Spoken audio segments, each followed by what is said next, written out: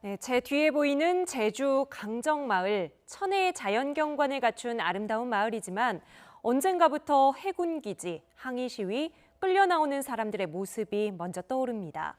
이명박 박근혜 정부 시절 강정 해군기지 건설 과정에 경찰과 국정원, 해군, 도청 등 국가기관이 총동원된 사실이 확인됐습니다.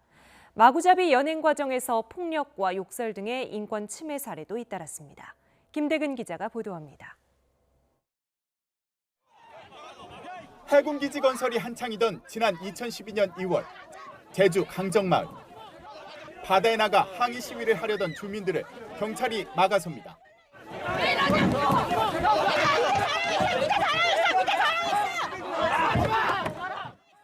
순식간에 아수라장이 된 현장.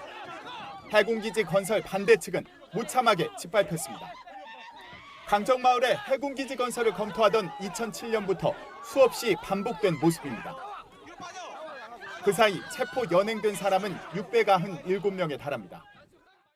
이 과정에서 경찰이 집회 참가자들을 무분별하게 연행하고 안전을 고려하지 않은 채 물리력을 행사한 것으로 확인됐습니다. 욕설과 폭행도 잇따랐습니다. 제주 해군기지 사업의 원활한 수행을 위해서 반대 주민들의 활동을 저지하는 방패로서 역할을 수행한 셈이고요. 이 과정에서 주민에 대해서 폭행을 한다든지 하는 여러 가지 인권 침해 행위가 발견이 됐습니다. 문제는 경찰만이 아니었습니다.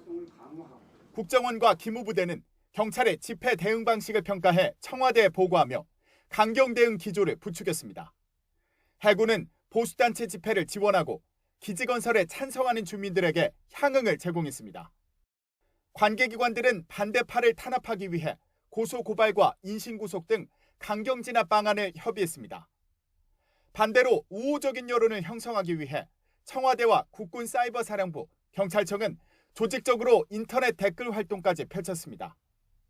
본인이 동의하지 않으면 조사할 수 없기 때문에 아까 경찰 이외에 현직 경찰관 이외의 관계자에 대해서는 조사가 불충분했습니다. 그래서 이런 점에서 정부에 대해서 현직 경찰관 이외의 행위자에 대해서 진상규명을 할 것을 저희들이 촉구한 것입니다.